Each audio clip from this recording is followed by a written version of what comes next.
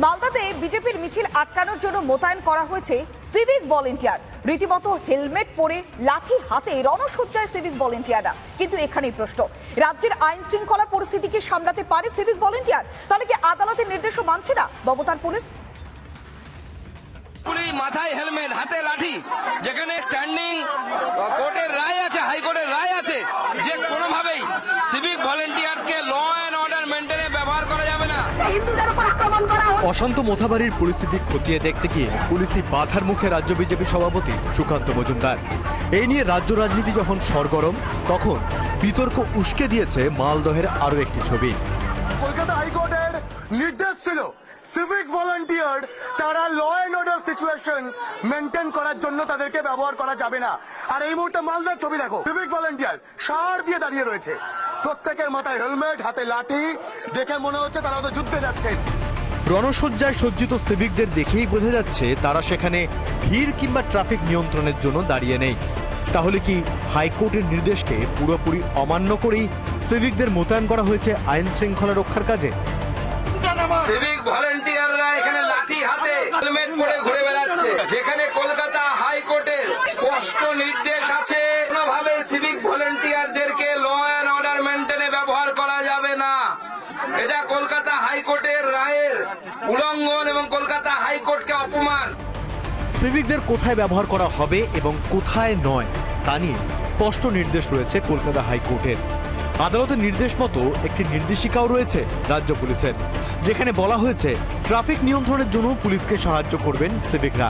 উৎসবের সময় ভিড় নিয়ন্ত্রণের কাজে তাদের ব্যবহার করা যেতে পারে। এছাড়া বেআইনি পার্কিং রোধে কাজ করতে পারেন সিভিক ভলেন্টিয়াররা। জনগণকে সাহায্য করারও কাজ করতে পারেন তারা। শুধু হাইকোর্ট নয়, অভয় মামলায় সুপ্রিম কোর্টেও সিভিক নিয়ে প্রশ্নের মুখে পড়তে হয়েছে রাজ্যকে। তারপরেও কেন আইন শৃঙ্খলা রক্ষার ক্ষেত্রে সিভিকেই নির্ভরশীল প্রশাসন? আপনাদের ডিউটি দিয়েছে? কে দিয়েছে ও তো জানি না, আমাদের থানা থেকে পাঠিয়েছে। থানা থেকে? কোন থানা থেকে পাঠিয়েছে? মানিকচক পেয়েছে। আপনাদের লাঠি কে দিল? থানা থেকে পেয়েছি। থানা থেকে দিয়েছে? কোন থানা? মানিকচক। মানিকচক। বিষয়টি আদালত অবধি নিয়ে যাওয়ার হুঁশিয়ারি সুকান্তর। আপনারা ক্যামেরার রেকর্ডিংটা ভালো করে রাখুন। কলকাতা হাইকোর্টে আমরা যখন যাব, ওই রিলটা আপনাদের কাছ থেকে চাইবো, আপনারা দয়া করে আমাদেরকে দেবেন। প্রতি 1 লক্ষ জনতা পিছু পুলিশ কর্মীর সংখ্যায় অনেকটাই পিছিয়ে পশ্চিমবঙ্গ।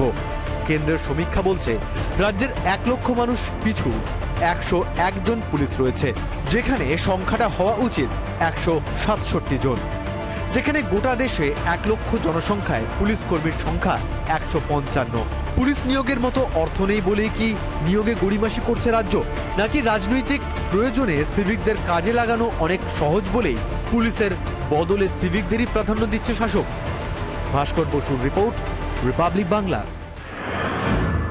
তৃণমূল কংগ্রেসের পক্ষ থেকে বাড়িতে বাড়িতে গিয়ে ভোটার তালিকা স্ক্রুটিনির কাজ চলছে। এই মুহূর্তে গাইঘাটা থানা এলাকার বিভিন্ন প্রান্তে তৃণমূল কংগ্রেসের কর্মী সমর্থক যারা রয়েছেন, নেতৃত্ব যারা রয়েছেন, তারা বিভিন্ন প্রান্তে বাড়িতে বাড়িতে যাচ্ছেন।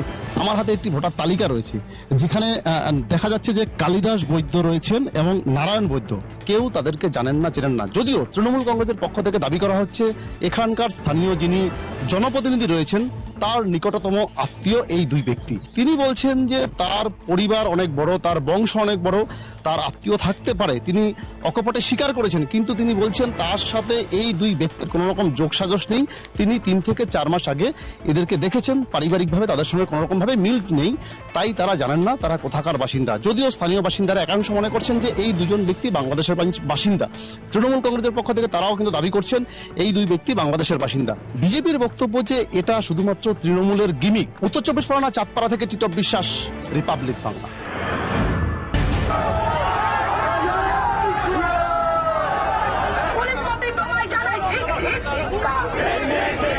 সিভিক পুলিশ মাথায় হেলমেট, হাতে লাঠি, যেখানে হাইকোর্টের রায় আছে যে কোনোভাবেই সিভিক ভলেন্টিয়ার্সকে ল অ্যান্ড অর্ডার মেনটেনে ব্যবহার করা যাবে না। শাখা পলা খুলে হিজাবের মতন কাপড় পরে ঢুকতে হবে, এরকম বলছে।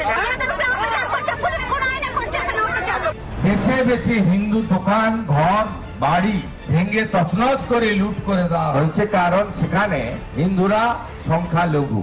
এ কোন বাংলায় আমরা বসবাস করি?